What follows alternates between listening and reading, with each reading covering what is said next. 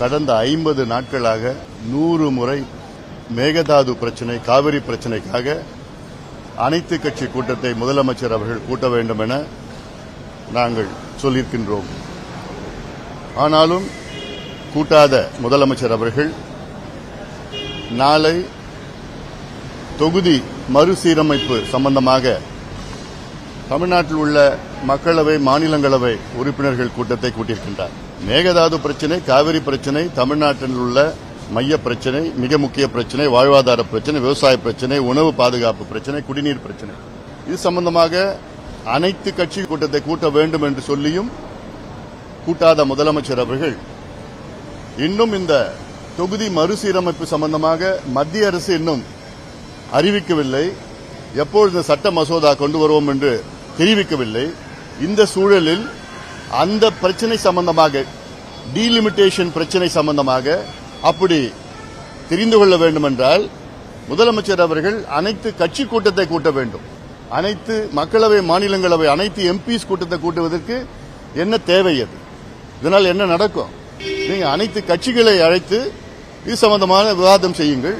நாளை கூட்டத்திற்கு என்ன எங்களுடைய கருத்து என்னன்னா, இது காங்கிரஸ் தமிழக அரசுக்கு அழுத்தம் கொடுத்து இதனால் திமுகவின் நிலைப்பாட்டை தெரிந்து கொள்ளத்தான் நாளை இந்த கூட்டம் முதலமைச்சர் தலைமையிலே நடைபெறுகிறது. இந்த டீலிமிட்டேஷன்ல திமுகவுடைய ஸ்டாண்ட் என்ன அதை தெரிந்து கொள்ளத்தான் நாளை இந்த கூட்டம் நடைபெறுகிறது. இது எங்களுடைய கருத்து. இது எங்களுடைய கருத்து மட்டுமல்ல, பொதுவாக அரசியல் தெரிஞ்சவர்களுடைய கருத்து. அதனால இப்போ தேவை இந்த மேகதாது, காவிரி பிரச்சனை. இப்போ தண்ணி வந்துருச்சுன்னு அமைதியா இருந்துடக்கூடாது. இன்னும் எவ்வளவு பிரச்சனைகளுக்கு, சிக்கல் இருக்கு. இப்போ தண்ணி கொஞ்ச நாள் வந்துட்டு இருக்கு. இந்த ஆண்டு L Niño, super L Niño effect ஆண்டு. இந்த ஆண்டு இந்த பிரச்சனையை இன்னும் அதிக அளவில் கையாளணும். அதுக்கு அனைத்து கட்சிகளை முதலமைச்சர் அவர்கள் அழைக்க வேண்டும். அதுல என்ன ஈகோ எங்களுக்கு ஒன்றும் புரியல. சட்டமன்றத்தில் தீர்மானம் நிறைவேற்றி மத்திய அரசுக்கு அனுப்பி வைத்தா போதுமா? போதாது. சட்ட போராட்டங்கள்லாம் எங்களுடைய கருத்துக்கள்லாம் கேட்க வேண்டும். கேட்டு ஒரு கூட்டு முடிவெடுக்க வேண்டும்.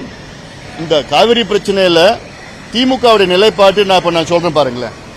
தொடர்ந்து இந்த காவிரி பிரச்சனையில திமுக தமிழ்நாட்டுக்கு செய்த துரோகம் நான் பாக்குறேன். 1971 அப்போது உச்சநீதிமன்றத்தில் ஒரு வழக்கு தொடர்றாங்க. அந்த வழக்கு என்னன்னா, அப்போ வழக்கு இந்த காவிரி பிரச்சனை சம்பந்தமான வழக்கு. அது அதுல காவிரி நடுவர் மன்றம் அமைக்க வேண்டும் என்று அப்பவே அந்த வழக்கு. இந்த வழக்கை அப்பொழுது கலைஞர் அவர்கள் உச்சநீதிமன்றத்தில் இருந்த வழக்கை திரும்ப பெற்றார், இந்திரா காந்தி அம்மையாருடைய அழுத்தத்தின் காரணத்தால். அப்ப மட்டும் அவர் திரும்ப பெறலன்னா இந்நேரம் இந்த காவிரி பிரச்சனைக்கு அன்னைக்கே தீர்வு வந்திருக்கும். 90ல நடுவர் மன்றம் அமைச்சு 91ல இடைக்கால தீர்ப்புலாம் இல்ல, அது 70லே இந்த பிரச்சனைக்கு தீர்வு வந்திருக்கும். அது மிகப்பெரிய ஒரு துரோகமா நான் பாக்குறேன். நான் அடுத்தது 71, 72, 73ல 3 அணைகள், ஹேமாவதி, கபினி, ஹாரங்கி, காவிரியின் குறுக்கே கர்நாடகாவில் கட்டியிருக்கிறாங்க. தமிழ்நாடு அனுமதி இல்லாம இவர் என்ன பண்ணிருக்காரு, சட்டமன்றத்தில் ஒரு தீர்மானம் நிறைவேற்றிருக்காங்க. அவ்வளவுதான். அடுத்தது 74ல அந்த 24ல போட்ட ஒப்பந்தம், 50 ஆண்டுகள் போட்ட ஒப்பந்தம் புதுப்பிக்கல. 74ல புதுப்பிக்கல. அப்போ கலைஞர் தான் இருந்தார். அதன் பிறகு 2007ல நடுவர் மன்றம் இறுதி தீர்ப்பு வந்தது. இறுதி தீர்ப்பு அந்த தீர்ப்புல எவ்வளவு நல்ல அம்சங்கள் இருந்தது. என்னன்னா, காவிரி மேனேஜ்மெண்ட் போர்டு அமைச்சா, அந்த பவர்ஃபுல் மேனேஜ்மெண்ட் போர்டு, எல்லாம் அதிகாரம் உள்ள அந்த போர்டு, அதை அமைக்கலாம் அப்படிலாம் அந்த நடுவர் மன்றத்தில் இறுதி தீர்ப்புல இருந்தது.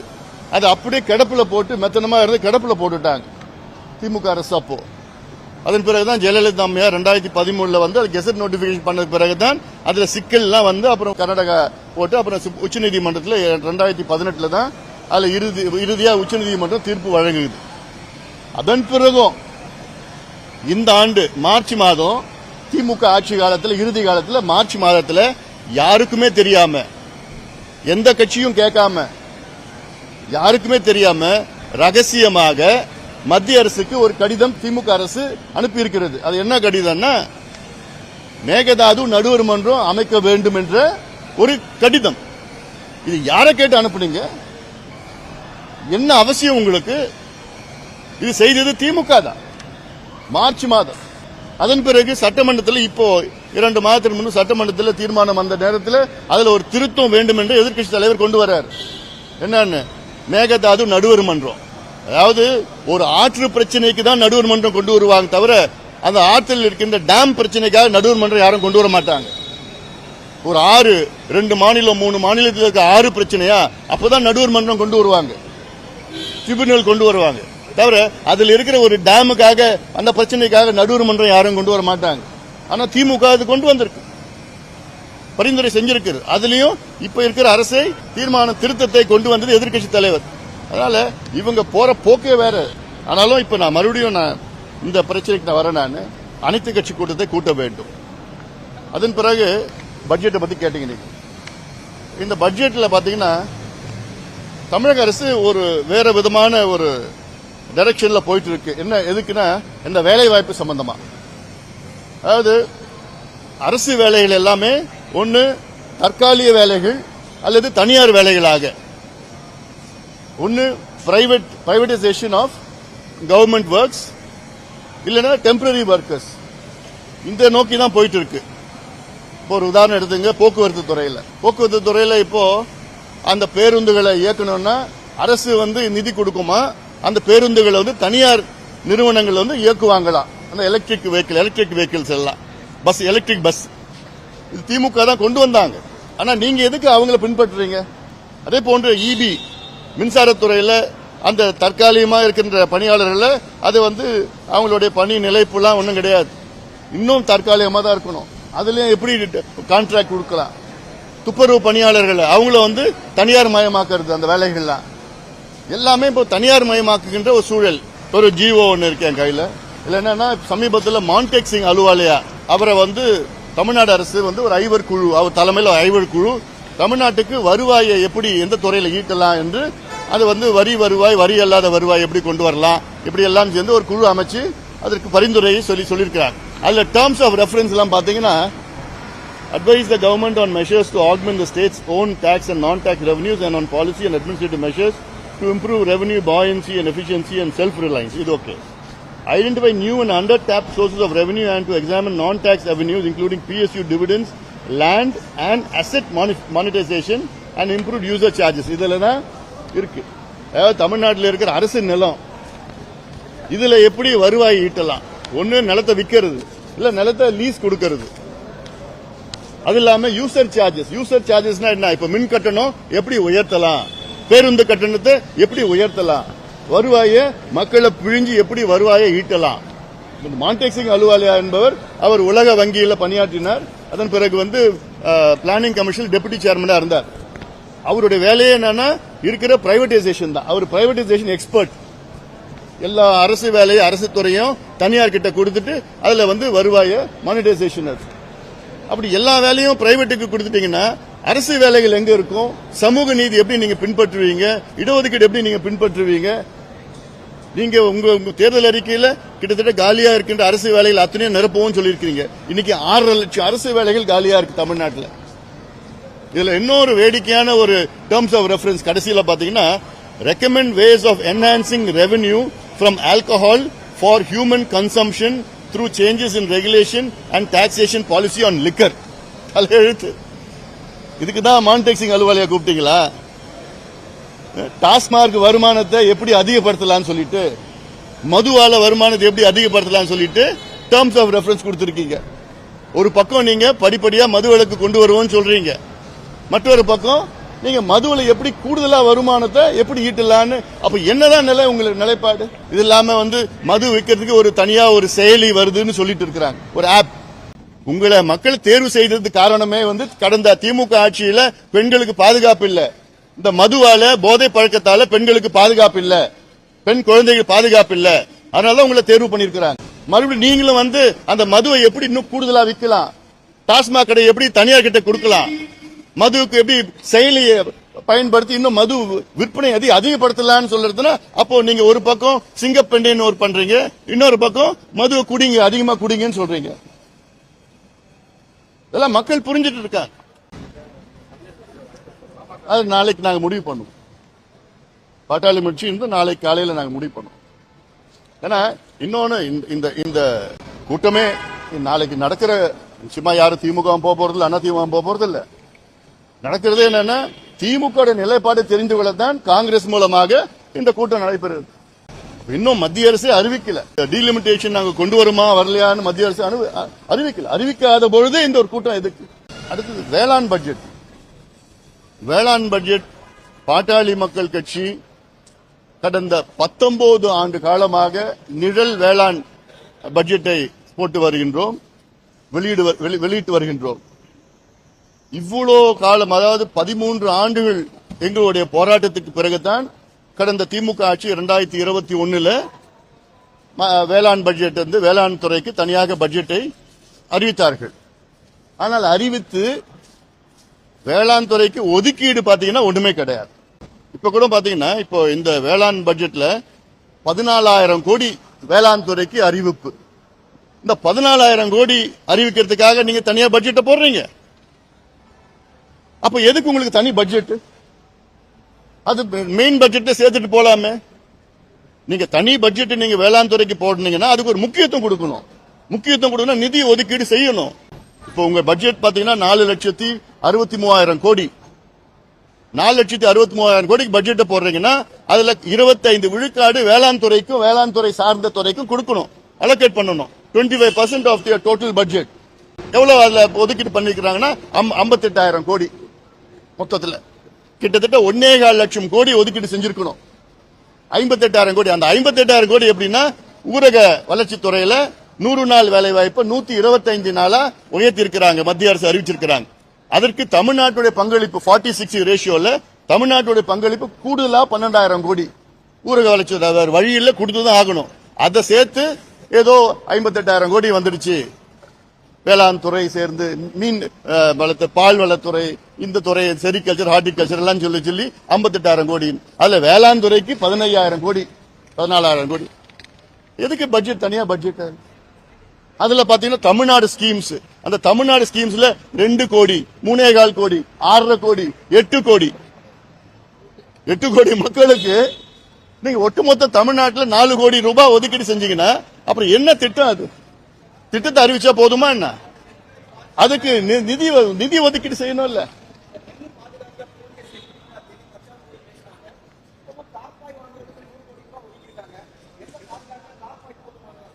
நிச்சயமா போதாது. அதாவது தமிழ்நாட்டில் 120 லட்சம் டன் நெல் உற்பத்தி செய்யப்படுகிறது. அதுல 40 லட்சம் டன் தான் அரசு கொள்முதல் செய்கிறது. மீதி 80 லட்சம் டன் வந்து தனியார் கொள்முதல் செய்யறாங்க. அந்த 40 லட்சம் டன் அரசு கொள்முதல் செய்யறதுல அதுல ஸ்டோரேஜ் கெப்பாசிட்டி பாத்தீங்கன்னா அவங்களுக்கு 18 லட்சம் டன் ஸ்டோரேஜ் கெப்பாசிட்டி தான் வச்சிருக்காங்க அரசாங்கத்துக்கு.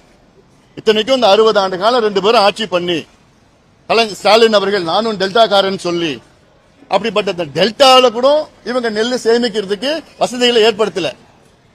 அதனாலதான் இப்ப மழை பெஞ்சுனா நெல் எங்க பார்த்தாலும் வெளியில நனைஞ்சி அதை முளைச்சி அழுகி நாசமாகி கடந்த ஆட்சி காலத்துல பார்த்து அதுல நம்ம நெல் விளையிறது வந்து எவ்வளவு சிரமப்பட்டு விவசாயிகள் நமக்காக உணவு கொடுத்துட்டு இருக்காங்க. அதை சேமிக்கிறது பாதுகாக்கிறது கூட உங்களால முடியல. அப்ப என்ன நிர்வாகம் பண்ணீங்க? இவ்வளவு காலமா பண்ணீங்க. அதுல ஏன் முக்கியத்துவம் இந்த அரசு கொடுக்கல? கொடுங்க, கடனை வாங்குங்க. இதுக்கு கடனை வாங்குங்க. இதெல்லாம் கேபிட்டல் இன்வெஸ்ட்மெண்ட், இதெல்லாம் இன்ஃப்ராஸ்ட்ரக்சர் பில்டிங். இதுக்கு கடனை வாங்குங்க. இதான் சொல்லிட்டு வருவாங்க. நாங்க எவ்வளவு யோசனைகள் போட்டோம். எங்களுக்கு இந்த பட்ஜெட்ல பெரிய ஏமாற்றம் என்னன்னா விவசாயிகளுடைய கூட்டுறவு வங்கி கடனை தள்ளுபடி செய்யாத அந்த அறிவிப்பு வரல. இது மிகப்பெரிய ஒரு வருத்தம் எங்களுக்குலாம். வருத்தத்துக்கு மேல என்ன வார்த்தைன்னு அது இன்னும் அடுத்து வரும் தெரியும். ஏன்னா இன்னைக்கு விவசாயிகள் மிகுந்த கஷ்டத்துல இருக்கிறாங்க, மிகுந்த ஏழ்மையில இருக்கிறாங்க. ஒரு தமிழ்நாட்டில் ஒரு நாளைக்கு 2 விவசாயிகள் தற்கொலை பண்ணிட்டு இருக்கிறாங்க. இந்த சூழல்ல எதுவும் சூப்பர் நெல்னினோ, தண்ணி இல்ல பிரச்சனை, காவிரி பிரச்சனை, எல்லாம் கடன் தொல்லை. இந்த நேரத்தில் தமிழக அரசு விவசாயிகளுடைய கடனை குறைஞ்சது கூட்டுறவு வங்கி கடனை வேற எவ்வளவு கடன் வாங்கியிருக்கிறாங்க, அது கூட நான் கேட்கல. கூட்டுறவு வங்கி கடன் என்ன இன்னும் கூடுதலா ஒரு 16,000 17,000 கோடி கூடுதலா 4.25 லட்சம் கோடி பட்ஜெட்டை போடுறீங்க. இன்னொரு 15,000 கோடி கூடுதலா விவசாயிகளுக்கு நாங்க கடன் முழுமையா கூட்டுறவு கடனை தள்ளுபடி செய்யறோம்னு அறிவிக்கிறது உங்களுக்கு என்ன பிரச்சனை? அவ்வளவு விவசாயிகள் உங்களுக்கு ஓட்டு போட்டாங்கல்ல, இன்னைக்கு கஷ்டத்தில் இருக்கிறாங்கல்ல. அது மிகப்பெரிய ஒரு தவறா நான் பாக்குறேன். நான் அறிவிக்கணும். இப்ப வர காலத்துல இன்னும் பட்ஜெட் கூட்டத்தோட நடந்துட்டு இருக்கு. இனியாவது முதலமைச்சர் நாங்க ஒட்டுமொத்த விவசாயிகளுடைய கூட்டுறவு வங்கி கடனை நாங்க தள்ளுபடி பண்றோம். RBI முறை இதெல்லாம் வேண்டாம். மகாராஷ்டிரால பண்ண முடியுது. மகாராஷ்டிரால 36,000 கோடி ரூபாய் கடனை தள்ளுபடி பண்ணிருக்காங்க விவசாயிகளுக்கு. 55 லட்சம் விவசாயிகளுக்கு கடன் தள்ளுபடி பண்ணிருக்காங்க மகாராஷ்டிரால பண்ண முடிஞ்சது, உங்களால பண்ண முடியாதா? அது இல்லாம இரண்டாவது நீர் திட்டங்கள், நீர்ப்பாச திட்டங்களுக்கு நிதி ஒதுக்கீடு கிடையாது இந்த பட்ஜெட்ல. பிறகு நீர் இல்லாம நீங்க எப்படி நீங்க விவசாயம் பண்ணுவீங்க? குடிநீர் பிரச்சனை. சண்டை போட்டா போதுமா? காவேரியில கர்நாடகாவிட்ட நம்ம கிட்ட வர தண்ணியை நம்ம சேமிக்கணும் இல்ல, அதுக்கு நீங்க இன்வெஸ்ட் பண்ணல, இரிகேஷன்ல இன்வெஸ்ட் பண்ணல. நம்ம போய் சண்டை போடுறோம், கர்நாடகா சண்டை போடுறோம், கேரளா சண்டை போடுறோம், ஆந்திரா சண்டை போடுறோம். சண்டை போட்டு என்ன? நமக்கு வர தண்ணி, நமக்கு வர மழை, நமக்கு வர வெள்ளம் காலத்துல மழை, உபரி நீர், அதெல்லாம் நம்ம சேமிக்கிறதுக்கு திட்டம் இருக்கு, நிலுவையில் இருக்கு, நிதி இல்ல. காவிரி குண்டார் திட்டம் எவ்வளவு காலமா கோரிக்கை, எவ்வளவு தெரியுமா நிதி ஒதுக்கீடு காவிரி குண்டார் திட்டத்துக்கு? 150 கோடி. அது எவ்வளவு தேவைப்படும் தெரியுமா? திட்டத்துக்கு 15,000 கோடி. ஒரு விழுக்காடு அதுக்கு ஒதுக்கீடு. தருமபுரி காவிரி உபரிநீர் திட்டம் அறிவிக்கல, சோழர் பாசன திட்டம் அறிவிக்கல, மேட்டூர் உபரிநீர் சரபங்கா திட்டம் அறிவிக்கல. அதுல தென்பண்ணை பாலார் தென்பண்ணை இணைப்பு, அதுல ஒரு 10 கோடி ரூபாய் டிபிஆர், அதுக்கு வரவேற்கிறோம். செய்யார் தென்பண்ணை இணைக்கின்ற திட்டம், அது வரவேற்கிறோம் நாங்க. அது இல்லாம அத்திக்கடவு அவிநாசி திட்டம் பார்ட் 2 அது அறிவிக்கல, அது பண்ணிருக்கணும். அப்போ இதுக்கெல்லாம் நிதி ஒதுக்கீடு, இதுலதான் முக்கியமா அதிகமா இதுல கவனம் செலுத்தணும். விதவிதமா ஸ்கீம்ஸ் பேரை போட்டா போதுமா? திமுக செய்த தவறே தயவு செய்து நீங்களும் செய்யாதீங்க. இதுல நாங்களும் அதான் சொல்லிட்டு இருக்கோம். இது அரசியல் பிரச்சனை இல்லைங்க, இது தமிழ்நாட்டுடைய வாழ்வாதார பிரச்சனைங்க. காவிரியில நாளைக்கு நமக்கு தண்ணி வரலன்னா நமக்கு வந்து ப்ராப்ளம் ஆஃப் சர்வைவல், மனிதர்கள் வாழ்கின்ற பிரச்சனை இது. இதுல எங்க அரசியல் பண்றது? இல்ல தண்ணி வரலன்னா நமக்கு சாப்பாடு கிடைக்காது, குடிநீர் பிரச்சனை இருக்கு போது, வாழ்வாதாரம் இல்ல.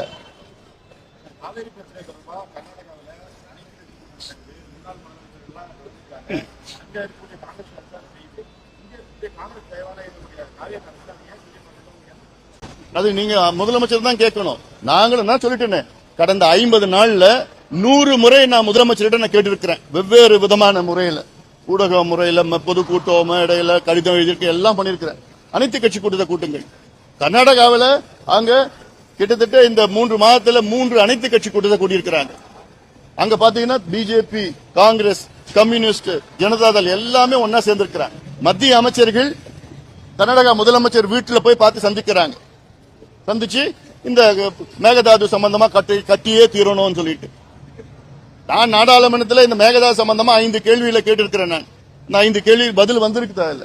அதுல ஒரு கேள்வி பதில் சொல்லியிருக்கிறார், மத்திய இணையமைச்சர் சொல்லியிருக்கிறாரு, அதுக்கு வந்து டேம் கட்டணும்னா தமிழ்நாடு அனுமதி இல்லைன்னு சொல்லி ஒரு தவறான பதில சொல்லியிருக்கிறாரு. இது கண்டிக்கிறது. அதே போல மற்றொரு கேள்விக்கு வந்து வனத்துறையில இருக்கிற அங்க அமைச்சர், அந்த துறையில இருக்கிற என்ன சொல்லியிருக்காங்கன்னா, டிபிஆர் நாங்க திருப்பி அனுப்பிச்சிட்டோம் சொல்றாங்க. ஆக இதெல்லாம் வந்து அனைத்து கட்சி கூட்டத்தை கூட்டி இதெல்லாம் விவாதம் பண்ணி இது எப்படி எடுத்துட்டு போறது, அரசியல் ரீதியில் எப்படி எடுத்துட்டு போறது, அரசியல் அழுத்தம் எப்படி கொடுக்கிறது, மத்தியில் பிரதமர் எப்படி அழுத்தம் கொடுக்கிறது, சட்ட போராட்டம் என்ன செய்யறதுன்னு யோசனை கேளுங்க. இதுல வந்து இது தனிப்பட்ட முறையில் இது ஒரு முதலமைச்சர் விஜய் அவருடைய பிரச்சனை கிடையாது.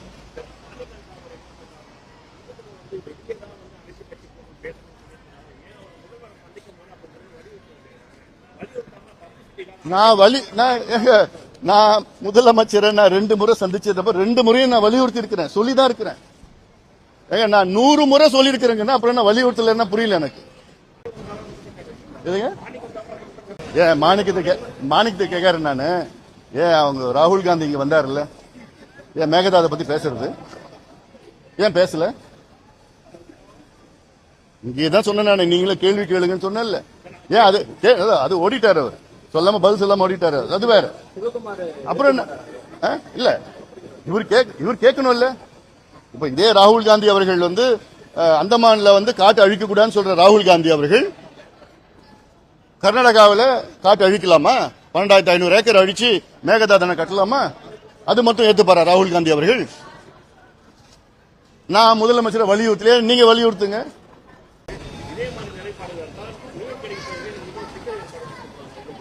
இது அடுத்த ஆண்டுலாம் இல்ல, நீங்க அடுத்த 2 மாதத்துல நடக்க போது பாருங்க.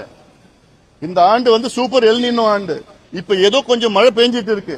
இன்னும் அடுத்த மாசம் பாத்தீங்கன்னா இந்த தென்மேற்கு பருவம் வந்து போயிடுச்சு. 65% ஃபெயிலியர். குறுவை முடிஞ்சு போச்சு. குறுவையில கடந்த ஆண்டு 6.5 லட்சம் ஏக்கர் நம்ம பயிர் செஞ்சோம். ஆனா இன்னைக்கு பார்த்தா இந்த ஆண்டு வந்து 2 லட்சம் ஏக்கர் தான். அரிசி விலை இப்ப 10 ரூபாய் ஏத்திட்டாங்க. இன்னும் கொஞ்ச நாள்ல இன்னொரு 10 ரூபாய் ஏத்த போறாங்க.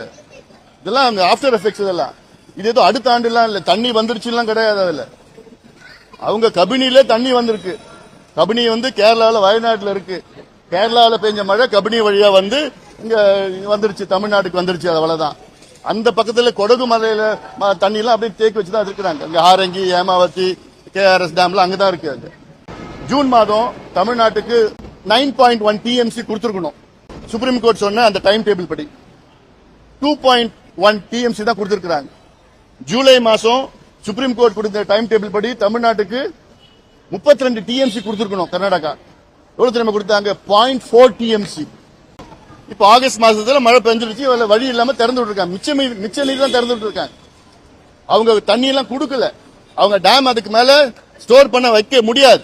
அதனாலதான் திறந்து விட்டுருக்காங்க. தவிர கடைசி நாள் வரைக்கும் சொன்னாங்கல்ல. எவ்வளவு ஒரு வன்மமான ஒரு அப்ரோச் பாருங்க. தண்ணி டேம்ல இருக்கு. 72 TMC அப்போ வச்சிருந்தாங்க. 1ஆம் தேதி வச்சிருந்தாங்க. அதுக்கு முந்தின நாள் ராத்திரி வரைக்கும் அங்க இருக்கிற நீர்வளத்துறை அமைச்சர் சொல்லியிருக்காரு, எங்ககிட்ட தண்ணியே இல்ல, தண்ணி எங்ககிட்ட சுத்தமா இல்லன்னு ஒரு அமைச்சர் கர்நாடகாவில் சொல்றாரு. அந்த முந்தின நாள் ராத்திரி வரைக்கும். அடுத்த நாள் பாத்தீங்கன்னா அந்த அணை நிரம்பிடுச்சு. ஒரே நாள்ல நிரம்பிடுமா என்ன? அந்த தண்ணி டேம்ல இருக்கு, கொடுக்கறது மனசு இல்லை. இப்ப இந்த நிலை எப்படி? இந்த நிலை போயிடுச்சுன்னா மேகதாது கட்டினாங்கன்னா அந்த தண்ணி வரப்போறது. அதனாலதான் அவ்வளோ மிகப்பெரிய ஒரு பிரச்சனையா இருக்குது.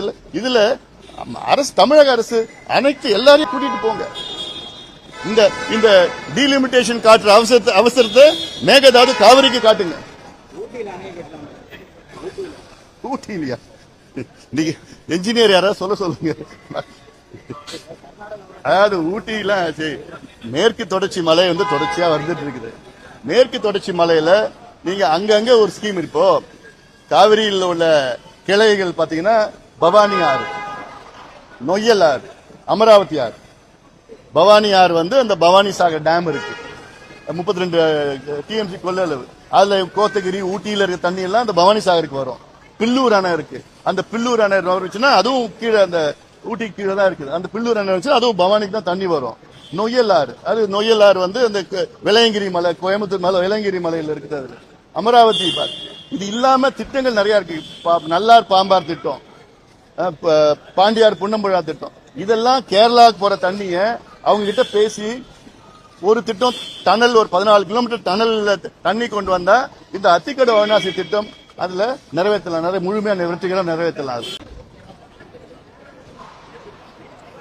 இப்போ இவங்க வந்த புதுசுல வந்து இப்ப 717 மதுக்கடைகளை, டாஸ்மாக் கடைகளை அந்த பள்ளிக்கூடம் பக்கத்துல, கல்லூரி பக்கத்துல, கோவில் பக்கத்துல மூடினாங்க.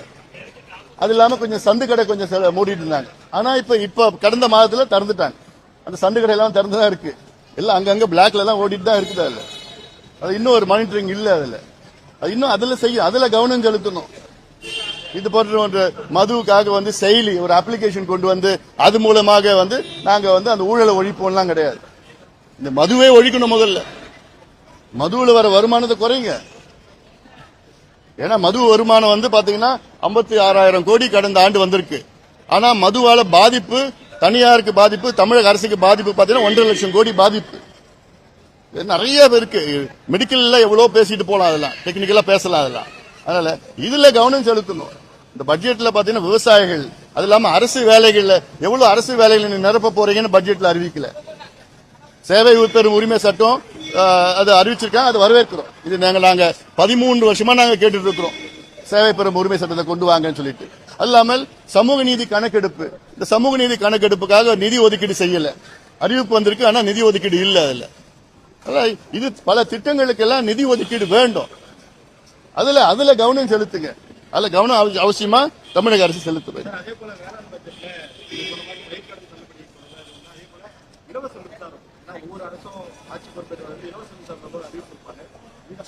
அதுவும் அறிவிக்கல. இலவச மின்சார சம்பந்தமா எந்த அறிவிப்பும் இல்ல.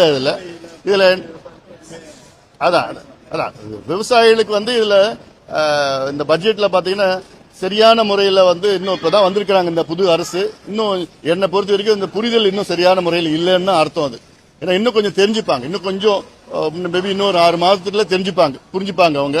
ஆனாலும் இதுல அதிகாரிகள் அவங்க அதே அதிகாரிகள் வச்சுட்டு நம்ம பண்ணா இப்படிதான் ஆகும்.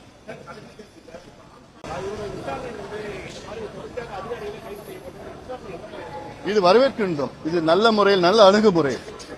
யார் தவறு செஞ்சாலும் அவங்க மேல குற்றப்பத்திரிகை தாக்கல் செய்யணும், அது நடவடிக்கை எடுக்கணும். ஏன்னா ஆம்ஸ்ட்ராங் அவர்கள் கொலை வழக்கு மிகப்பெரிய ஒரு மர்மம். எவ்வளோ எங்களுடைய கோரிக்கை, சிபிஐ விசாரணை அப்படிலாம் போட்டு எவ்வளோ கோரிக்கை வைத்தோம், கடந்த ஆட்சி காலத்தில் அது செய்யல. அதனால இப்போ இந்த அணுகுமுறை சரியான அணுகுமுறை. அது யார் தவறு செஞ்சாலும் அவங்க நிச்சயமா அவங்க தண்டிக்கப்பட வேண்டும். ரைட், நன்றி.